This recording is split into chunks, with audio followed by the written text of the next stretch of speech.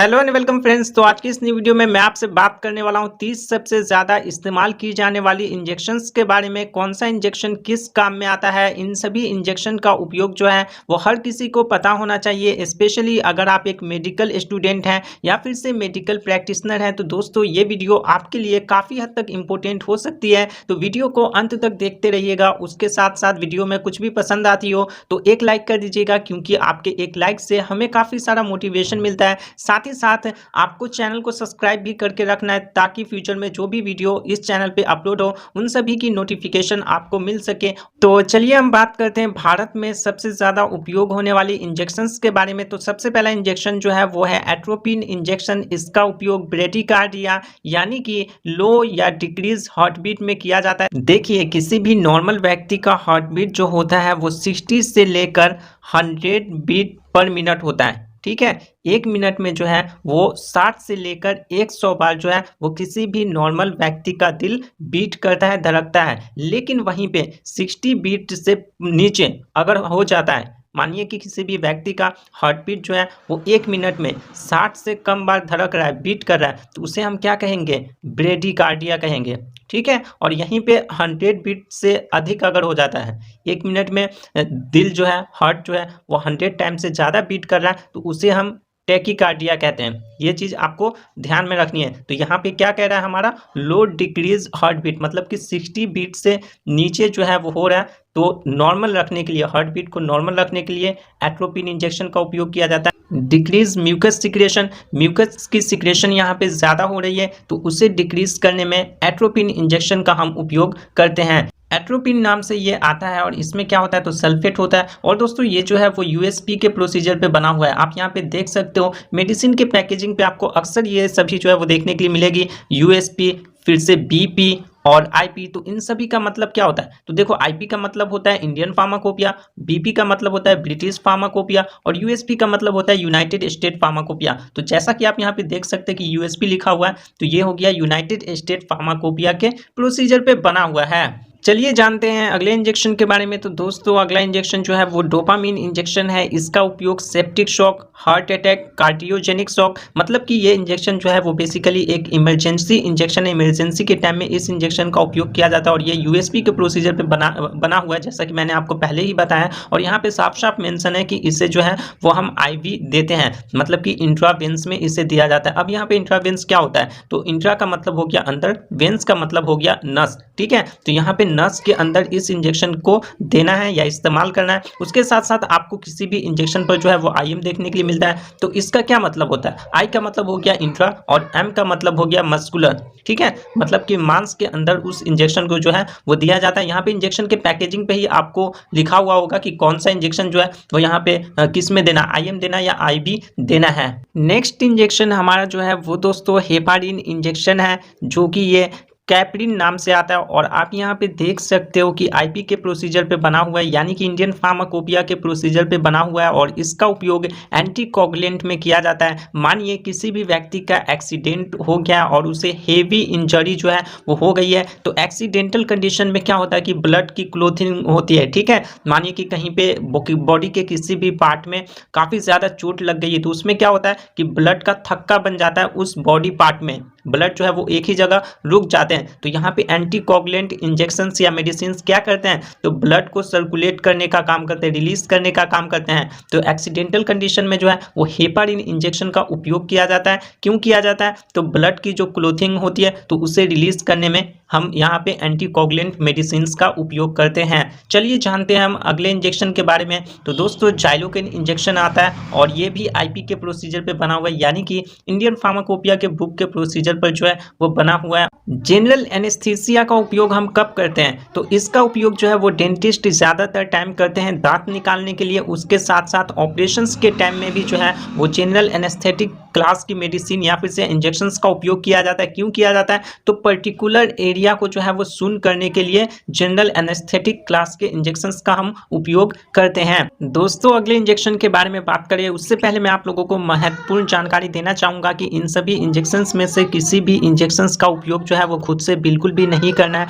Doctor के prescription या फिर से डॉक्टर के सलाह से ही आप लोग कोई भी इंजेक्शन का उपयोग करें। अगर आप खुद से उपयोग करते हैं और कोई भी प्रॉब्लम होता है तो उसके जिम्मेदार जो है वो आप खुद होंगे। तो अगला इंजेक्शन जो हमारा आता है वो काफ़ी पॉपुलर इंजेक्शन है एविल 25 और इसमें क्या होता है तो फिनायरामाइड मिल्ट होता है और आप यहाँ पे देख सकते हैं कि ये आईपी के प्रोसीजर पे बना हुआ है, यानी कि इंडियन फार्माकोपिया के प्रोसीजर पे बना हुआ है और इसका उपयोग skin allergy, food allergy, hay fever in सभी में किया जाता है। कुछ एग्जाम्पल से हम समझ लें तो किसी भी व्यक्ति को यहाँ पे मधुमक्खी काट लेता है, ठीक है, तो उसमें जो है वो एविल इंजेक्शन यानी कि फिनायरामाइड मिल्ट जो है वो दिया जाता है। उसके साथ साथ इसके साइड इफेक्ट जो देखने के लिए मिल सकते हैं डायरिया, दस्त होना या पेचिश होना, स्टमक पेन, पेट दर्द, नोजिया एंड वोमिटिंग, जी मिचलाना या उल्टी होना, तो ये सभी साइड इफेक्ट जो है वो इसके देखने के लिए मिल सकते हैं। उसके साथ साथ इसका डोज जो दिया जाता है वो 25 mg BD दे सकते हैं, यानी कि दिन में 2 बार 25 mg का इस्तेमाल जो है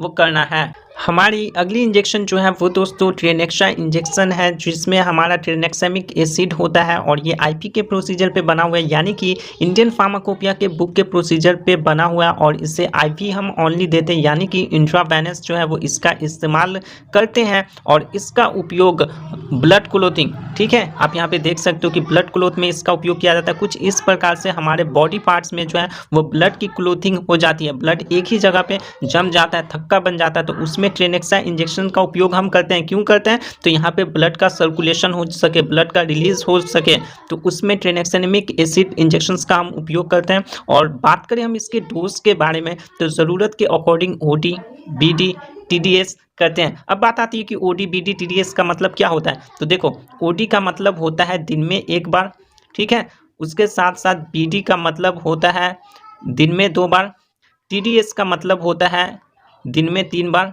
ठीक है, और यहाँ पे क्यूआईडी का मतलब होता है दिन में 4 बार। तो डॉक्टर के प्रिस्क्रिप्शन पे आप लोगों को जो है वो इस प्रकार का सैंपल अगर देखने के लिए मिलता है ओडी, बीडी, टीडीएस, तो आप लोग समझ जाना कि हमें डोज या ड्रग जो है वो दिन भर में कितना बार लेना है। ओडी मतलब 1 बार, बीडी मतलब 2 बार, टीडीएस मतलब 3 बार और क्यूआईडी मतलब 4 बार। चलिए जानते हैं हम अगले इंजेक्शन के बारे में। तो दोस्तों हमारा नेक्स्ट इंजेक्शन जो है वो पेन किलर फॉर पेन में किया जाता है, ठीक है, मतलब कि पेन को कम करने में कौन कौन सी इंजेक्शंस का हम उपयोग करते हैं। तो सबसे पहला इंजेक्शन है diclofenac injection, tramadol injection, PCM यानी कि पैरासीटामोल इंजेक्शन। तो चलिए हम जान लेते हैं इन सभी इंजेक्शंस के बारे में कि इनका उपयोग जो है वो कौन कौन सी दर्द को कम करने में किया जाता है। तो डाइक्लोफिनेक सोडियम इंजेक्शंस का उपयोग जो है तो बोन एंड ज्वाइंट पेन, हड्डी और ज्वाइंट में दर्द, बॉडी पेन, बदन में दर्द, किडनी स्टोन पेन, किडनी में पत्थर हो जाने पर जो पेन करता है तो उसे कम करने में उपयोग किया जाता है। इंजरी पेन, किसी भी व्यक्ति का एक्सीडेंटल कंडीशन में एक्सीडेंट होने पर हमारे जहाँ पे इंजरी हो गया तो वो काफ़ी दर्द करता है, तो उसमें डाइक्लोफिनेक सोडियम इंजेक्शन का उपयोग हम करते हैं। अब हम बात करें अगले इंजेक्शन के बारे में तो ट्रामाडोल इंजेक्शन। बेसिकली यहाँ पे टाइपिंग जो है वो मिस हो चुका है, टैबलेट यहाँ पे लिखा हुआ है, बट ये टैबलेट में भी आता है और इंजेक्शन में भी आते हैं, ठीक है, और जैसा कि आप यहाँ पे देख सकते हो कि मैंने जो पिक लगा रखा है वो यहाँ पे इंजेक्शन का ही है। तो ट्रामाडोल इंजेक्शन, इसका उपयोग moderate and severe joint pain में किया जाता है। यहाँ पे हड्डी की जो ज्वाइंट होती है, ठीक है, तो उसमें अगर दर्द कर रहा है, चाहे वो मॉडरेट दर्द कर रहा हो, ठीक ठाक सा दर्द हो, या फिर से सीवियर मतलब कि ज़्यादा दर्द कर रहा हो, तो उसमें ट्रामाडोल इंजेक्शंस का हम उपयोग करते हैं। मॉडरेट में बेसिकली क्या होता है ना कि टैबलेट का भी हम इस्तेमाल कर सकते हैं, लेकिन यहाँ पे सीवियर कंडीशन में जो है वो ट्रामाडोल इंजेक्शन का उपयोग किया जाता है। दोस्तों हमारा अगला इंजेक्शन जो है वो पैरासीटामोल इंजेक्शन है और इसमें क्या होता है तो पैरासीटामोल होता है और इसका उपयोग फीवर एंड माइल्ड पेन को कम करने में किया जाता है। एग्जाम्पल से हम समझ लेते हैं तो किसी भी व्यक्ति को बुखार हो गया हो, उसके साथ साथ हल्का बॉडी दर्द कर रहा हो, तो उसमें जो है वो पैरासीटामोल इंजेक्शन का उपयोग करते हैं। बात करें इसके डोज के बारे में तो 150 mg/ml जो है वो बीडी या टीडीएस इसका डोज दिया जाता है, मतलब कि दिन में 2 या 3 बार जो है वो 150 mg या ml का उपयोग जो है वो पैरासीटामोल इंजेक्शन का हम कर सकते हैं। जानते हैं हम अगले इंजेक्शन के बारे में। तो दोस्तों अगला इंजेक्शन जो है वो यहाँ पे गैस्ट्रिटिस के लिए उपयोग किया जाता है। किसी भी व्यक्ति को स्टमक रिलेटेड प्रॉब्लम है या फिर से एसिडिटी की प्रोडक्शन जो है वो ज़्यादा हो रही है स्टमक में, तो उसे डिक्रीज करने के लिए कौन से इंजेक्शंस का हम उपयोग करते हैं? तो दोस्तों यहाँ पे पेंटोप्राजोल इंजेक्शन और रैनिटिडीन इंजेक्शंस का उपयोग किया जाता है और ये बीपी के प्रोसीजर पे बना हुआ है, यानी कि ब्रिटिश फार्माकोपिया के प्रोसीजर पे बना हुआ है। चलिए हम जानते हैं एक एक करके इंजेक्शंस के उपयोग के बारे में। तो गैस्ट्राइटिस के लिए पहला इंजेक्शन जो आता है वो दोस्तों पेंटअप इंजेक्शन आता है और इसमें क्या होता है, तो पेंटोप्राजोल होता है, बीपी के प्रोसीजर पे बना हुआ है, यानी कि ब्रिटिश फार्माकोपिया के प्रोसीजर पे बना हुआ है और ये पीपीआई मतलब कि प्रोटोन पंप इनिबिटर क्लास की जो है वो मेडिसिन है। लाइक यहाँ पे प्राजोल अंत में लगा हुआ होगा, आप यहाँ पे प्राजोल अंत में देखना तो समझ जाना कि ये पीपीआई यानी कि प्रोटोन पंप क्लास इनिबिटर की ये मेडिसिन है। उसके साथ साथ इसका उपयोग जो है वो एसिडिटी में किया जाता है। मैंने यहाँ पे नाम से पहचानने वाली वीडियो में बता रखा है कि कौन सी दवा का जो है वो क्या उपयोग होता है, ठीक है। वो वीडियो आप लोग अभी तक नहीं देखे हो तो उसकी लिंक जो है वो आई बटन में दी गई है, आप उसे इस वीडियो के बाद वॉच कर सकते हो। साथ ही साथ मैं आप लोगों को प्रॉमिस करता हूं कि अगर वो वीडियो आपने एक बार देख लिया तो उस वीडियो को देखने के बाद जो है वो आपके मेडिसिन की नॉलेज काफ़ी इंक्रीज हो जाएगी, काफ़ी सारी दवाइयों के नाम जो है वो आप लोगों को पता लग जाएंगे होपफुली उस वीडियो को देखने के बाद। पेंटअप इंजेक्शन का उपयोग एसिडिटी एंड गैस में किया जाता है। किसी भी व्यक्ति के पेट में गैस बन रहा हो तो उसमें पेंटअप इंजेक्शन का हम उपयोग करते हैं। ये tablet form and capsule form में भी आते हैं, तो वो अलग अलग डोसेस फॉर्म में आते हैं, बट यहाँ पे इंजेक्शंस भी आते हैं। अब हम जानते हैं इसके डोज के बारे में, तो पीडी टीडीएस इसका डोज लिया जाता है, दिन में 2 या 3 बार जो है वो पेंटअप इंजेक्शंस का हम उपयोग कर सकते हैं। अगला इंजेक्शन जो है वो दोस्तों रैनिटिडीन इंजेक्शन है। इसका उपयोग जो है वो स्टमक अल्सर, पेट में छाले, एसिडिटी को कम करने में किया जाता है और ये बीपी के प्रोसीजर पे बना हुआ है, यानी कि ब्रिटिश फार्माकोपिया के प्रोसीजर पे जो है वो बना हुआ है।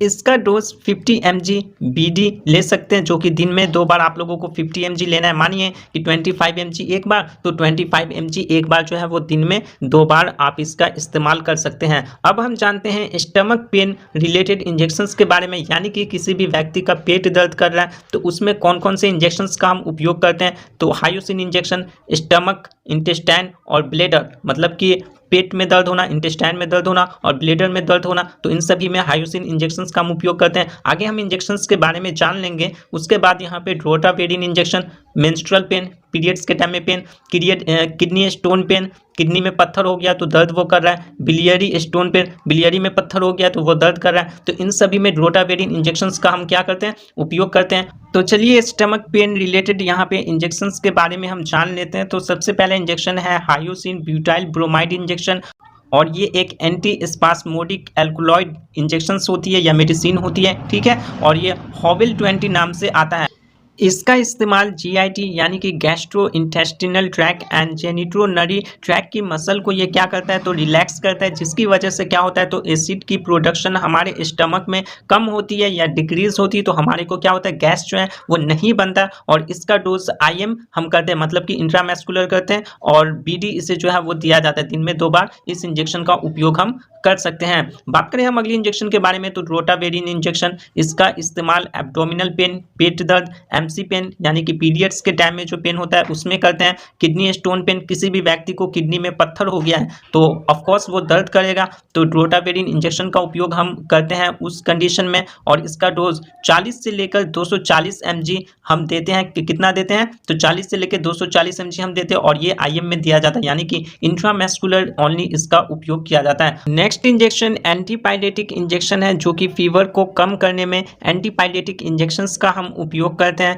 एग्जाम्पल से हम समझ लेते हैं, तो PCM इंजेक्शन, जैसे कि पैरासीटामोल इंजेक्शन। चलिए हम PCM इंजेक्शंस के बारे में जान लेते हैं दोस्तों। तो यहाँ पे PCM इंजेक्शन में आता है पैरासीटामोल इंजेक्शन ही आता है। साल्ट नेम क्या है इसका, तो पैरासीटामोल है। इसका उपयोग बुखार और कम दर्द यानी कि हल्के दर्द को कम करने में जो है वो इसका उपयोग किया जाता है। इसका डोज 150 mg या ml लिया जाता है। BD या TDS हम इसे ले सकते हैं, मतलब कि दिन में 2 या 3 बार जो है वो पैरासीटामोल इंजेक्शंस का हमें क्या करना, उपयोग करना है। चलिए हम जानते हैं अगले क्लास की इंजेक्शन के बारे में। तो दोस्तों यहाँ पे जो है वो डायूरेटिक क्लास की इंजेक्शन आती है। डायूरेटिक क्लास की मेडिसिन या इंजेक्शंस का उपयोग हम कब करते हैं, तो किसी भी व्यक्ति को जो है वो यूरिन से रिलेटेड प्रॉब्लम है, ठीक है, या फिर से यूरिन जो है वो प्रॉपरली क्लियर नहीं हो रही है, यूरिन रुक रुक के हो रही है, तो डायूरेटिक्स क्लास के मेडिसिन का हम क्या करते हैं, उपयोग करते हैं। तो सबसे पहला इंजेक्शन जो है वो है लैक्सिक इंजेक्शन, और आप यहाँ पे देख सकते हैं यूज इसका increasing the amount of urine, और ये IP के प्रोसीजर पे बना हुआ है, यानी कि कि इंडियन फार्माकोपिया के बुक के प्रोसीजर पे बना हुआ है।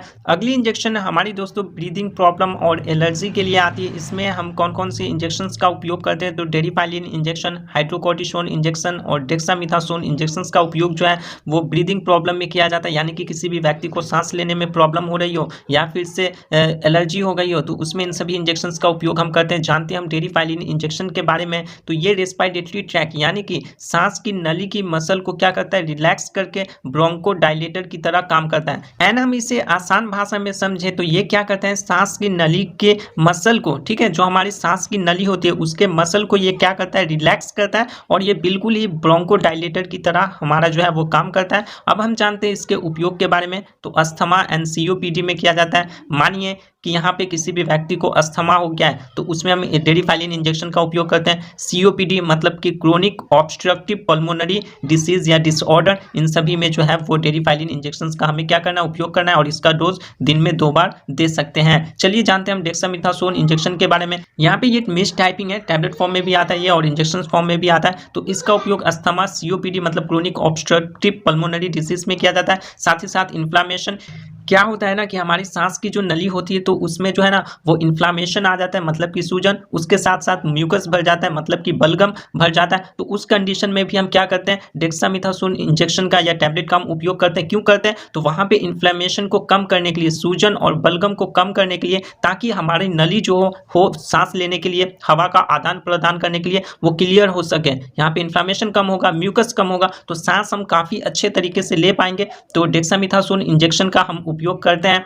कब करते हैं, तो इन्फ्लेमेशन को कम करने के लिए और अस्थमा और सीओपीडी में किया जाता है। इसका डोज 0.3 से लेकर 0.6 mg in a day by KG लिया जाता है, मतलब कि 0.3 से लेकर 0.6 के बीच का कोई भी आप नंबर ले लेना और जितने भी केजी का पेशेंट है उसे यहाँ पे मल्टीप्लाई कर देना, ठीक है। जो भी फिर नंबर आएगा उतना डोज जो है वो डेक्सामेथासोन हमें देना है। और इसका ड्यूरेशन ऑफ एक्शन कितना होता है, मतलब कि इस दवा का असर कितने देर तक रहता है, तो 36 से लेकर 72 घंटों तक जो है वो डेक्सामेथासोन इंजेक्शन का एक्शन जो है वो रहता है, असर जो है वो रहता है। अब हम जान लेते हैं हाइड्रोकोर्टिसोन इंजेक्शन के बारे में। इससे आपको यहाँ पे क्लियर हो जाएगा कि म्यूकस या इन्फ्लामेशन जो है वो सांस की नली में कैसे हो जाती है, ठीक है, या कैसे रहती है। तो हाइड्रोकोर्टिसोन इंजेक्शन हो गया, इसका उपयोग अस्थमा, सीओपीडी और इन्फ्लामेशन यानी कि स्वेलिंग में करते हैं और ये आईपी के प्रोसीजर पे बना हुआ है, यानी कि इंडियन फार्माकोपिया के बुक के प्रोसीजर पे बना हुआ है। अब हम आपको समझा देते हैं कि सांस की नली में इन्फ्लामेशन यानी कि स्वेलिंग और म्यूकस यानी कि बलगम भर जाती है तो कैसे हम सांस जो है वो प्रॉपर नहीं ले पाते हैं, तो उस कंडीशन में हम उसे क्या कहते हैं,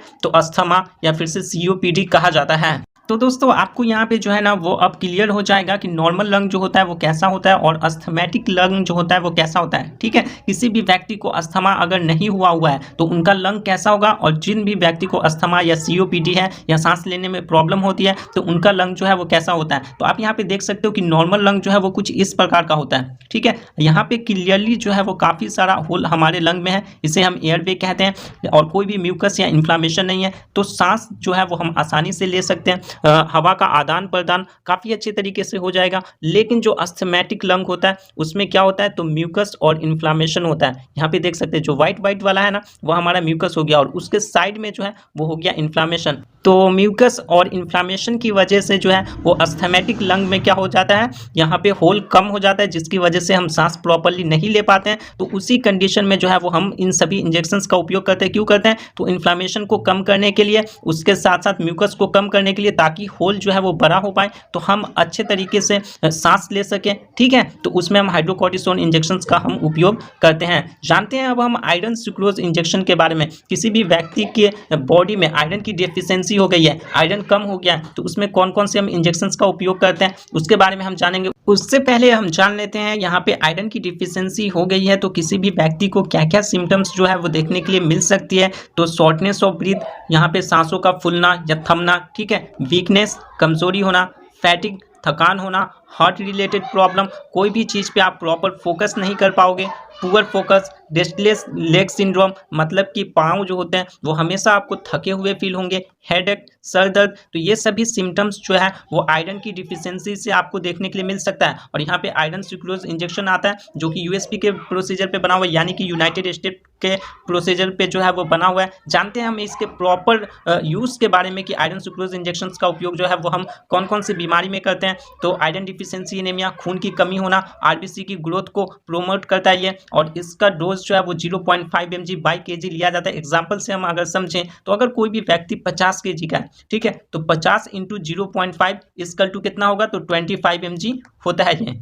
तो अगर कोई व्यक्ति यहाँ पे 50 kg का है तो उसे 25 mg इस इंजेक्शन का डोज देना है, और ये यूएसपी के प्रोसीजर पर जो है वो बना हुआ है। अगला इंजेक्शन मल्टीविटामिन इंजेक्शन है, और इसका उपयोग हम करते हैं पेशेंट को vitamin A, vitamin B1, vitamin B2, vitamin B5, vitamin D3 के कमी होने पर मल्टीविटामिन इंजेक्शन का हम क्या करते हैं, उपयोग करते हैं, और ये क्या करते हैं, इन सभी विटामिन को क्या करता है, सप्लाई करता है। जानते हैं हम इसके डोज के बारे में, तो देखिए यहाँ पे इसका डोज जो है वो 5 ml या 10 ml दिया जाता है। कब देते हैं या किन चीज़ों में मिलाकर देते हैं, तो 500 ml या 1000 ml NS में मिलाकर देते हैं, ठीक है, डाइल्यूट करके हम पेशेंट को देते हैं। NS का मतलब क्या हो गया, तो नॉर्मल सलाइन, समझ रहे ना, तो नॉर्मल सलाइन में डाइल्यूट करके जो है वो हम इसे देते हैं, और ये MVI नाम से आता है, मतलब कि ये मल्टीविटामिन इंजेक्शन हो गया, और इसका उपयोग हम कमजोरी, थकान, या फिर से कह सकते हो कि इन सभी विटामिन का कमी हो गया तो उसमें जो है वो हम MVI इंजेक्शन का उपयोग करते हैं। अब हम बात करते हैं एंटी इमेटिक इंजेक्शन के बारे में। एंटी का मतलब हो गया अगेंस्ट, इमेटिक का मतलब हो गया वोमिटिंग, मतलब कि वोमिटिंग के अगेंस्ट जो काम करता है उसमें कौन कौन से इंजेक्शन आते हैं। तो सबसे पहला इंजेक्शन हो गया ऑन्डेनसेट्रॉन इंजेक्शन, मीटोक्लोप्रामाइड इंजेक्शन, ठीक है, जैसे कि आप यहाँ पे देख सकते हैं, और ये यूएसपी के प्रोसीजर पे बना हुआ है, यानी कि यूनाइटेड स्टेट फार्माकोपिया के प्रोसीजर पे बना हुआ है, और इसमें साफ साफ लिखा हुआ है कि यहाँ पे इसे हम IM या IV देते हैं, ठीक है। तो ऑन्डेनसेट्रॉन हो गया, इसका उपयोग नोजिया, जी मिचलाना, वोमिटिंग, उल्टी होना, ठीक है, हिंदी में भी ये यहाँ पे लिखा हुआ है, दोनों एक ही बात है, तो उसमें हम करते हैं। उसके बाद आता है मीटोक्लोप्रामाइड, जैसा कि आप यहाँ पे देख सकते हो, और ये बीपी के प्रोसीजर पे बना हुआ है, यानी कि ब्रिटिश फार्माकोपिया, और इसका इस्तेमाल नोजिया, जी मिचलाना, वोमिटिंग, उल्टी होना, इंडाइजेशन, अपचन होना, प्रॉपर यहाँ पे खाना ना पच पाता है, खाना खाने के बाद यहाँ पे अपचन हो जाता है, वोमिटिंग हो जाती है, तो उसमें इन इंजेक्शंस का उपयोग करते हैं। अब हम जानते हैं एंटीबायोटिक इंजेक्शंस के बारे में, तो ofloxacin injection, norfloxacin injection, amikacin injection और सेफ्ट्रिक्सोन इंजेक्शन, ये IP के प्रोसीजर पे बना हुआ है। इंडियन फार्माकोपिया ये भी IP के प्रोसीजर पे बना हुआ है, और सेफ्ट्रिक्सोन इंजेक्शन जो है वो मार्केट में मोनोसेफ नाम से आता है, और ये काफी पॉपुलर इंजेक्शन है। एमिकासिन इंजेक्शन जो है वो एक एंटीबायोटिक होता है, और इसका उपयोग UTI यानी कि यूरिनरी ट्रैक इन्फेक्शन में किया जाता है। यूरिनरी ट्रैक इन्फेक्शन का मतलब क्या होता है, तो देखो, यूरिनरी का मतलब हो गया यूरिन, ट्रैक का मतलब हो गया रास्ता, और इन्फेक्शन का मतलब हो गया संक्रमण, मतलब कि यूरिन के रास्ते में किसी भी प्रकार का संक्रमण हो गया हो तो उसमें एमिकासिन इंजेक्शन का उपयोग करते हैं। निमोनिया, मेनिंजाइटिस, यहाँ पे मेनिंजाइटिस का मतलब हो गया सर्च से रिलेटेड, दिमाग से रिलेटेड कोई भी प्रॉब्लम है, ठीक है, तो उसमें हम एमिकासिन इंजेक्शन का इस्तेमाल करते हैं। न्यूमोनिया में करते हैं। इसका डोज 2 ml BD या TDS ले सकते हैं, दिन में 2 या 3 बार इस इंजेक्शन का उपयोग जो है वो किया जाता है। दोस्तों, अगर आप एक मेडिकल स्टूडेंट हैं तो आप यहाँ पे इन सभी इंजेक्शन का स्क्रीनशॉट ले सकते हैं या कॉपी में नोट डाउन कर सकते हैं। उसके साथ साथ आप एक प्रैक्टिशनर भी है तो आप यहाँ पे स्क्रीनशॉट्स या कॉपी में नोट डाउन कर सकते हैं, क्योंकि आपके लिए ये काफ़ी हेल्पफुल हो सकती है। और दोस्तों, एक महत्वपूर्ण जानकारी देना चाहूँगा, इन सभी इंजेक्शंस में से कोई भी इंजेक्शंस का उपयोग आपको खुद से बिल्कुल भी नहीं करना है। डॉक्टर की प्रिस्क्रिप्शन या फिर से डॉक्टर की सलाह से ही करना है। अगर आप खुद से कोई भी इंजेक्शन का उपयोग करते हो तो उसके जिम्मेदार जो है वो आप खुद होंगे। अगली मेडिसिन हमारी जो है वो दोस्तों सेफेक्सिम टैबलेट आता है, ठीक है, और ये सेफेक्सिम डिस्पर्सिबल होता है, इसका साल्ट नेम हो गया, ठीक है, और इसका उपयोग लंग इन्फेक्शन, फेफड़ों में इन्फेक्शन होना, थॉरेट इन्फेक्शन, गले में इन्फेक्शन, जेनिटल इन्फेक्शन, जन्नांग या यौन में इन्फेक्शन होना, ऑटिटिस मीडिया मतलब कि कान के मध्य में होने वाली इन्फेक्शन, UTI यानी कि यूरिनरी ट्रैक इन्फेक्शन, यूरिन के रास्ते में इन्फेक्शन हो जाना, तो उसमें सेफेक्सिम इंजेक्शन या टैबलेट का हम उपयोग करते हैं। और ये IP के प्रोसीजर पे बना हुआ है, यानी कि इंडियन फार्माकोपिया के बुक के प्रोसीजर पे जो है वो बना हुआ है। अगली मेडिसिन हमारा नॉरफ्लॉक्स टैबलेट आता है, और ये नॉरफ्लॉक्स 400 नाम से मार्केट में आता है, और इसमें नॉरफ्लॉक्सासिन और लैक्टिक एसिड होता है, और इसका उपयोग डायरिया, स्टमक इन्फेक्शन, UTI यानी कि यूरिनरी ट्रैक इन्फेक्शन में किया जाता है। डायरिया मतलब दस्त या पेचिस, स्टमक इन्फेक्शन मतलब कि पेट में किसी भी प्रकार की इन्फेक्शन हो गई हो तो उसमें इसका उपयोग करते हैं। अगली मेडिसिन हमारी जेनफ्लॉक्स टैबलेट है, जो कि मार्केट में ये जेनफ्लॉक्स 200 नाम से आता है, और ये IP के प्रोसीजर पे बना हुआ है, यानी कि इंडियन फार्माकोपिया के बुक के प्रोसीजर पे बना हुआ है। और इसमें क्या होता है, तो ओफ्लॉक्सासिन होता है, और इसका उपयोग typhoid fever, pneumonia fever, lung infection, गले में इन्फेक्शन, UTI यानी कि यूरिनरी ट्रैक इन्फेक्शन में इन दवा का जो है वो उपयोग किया जाता है।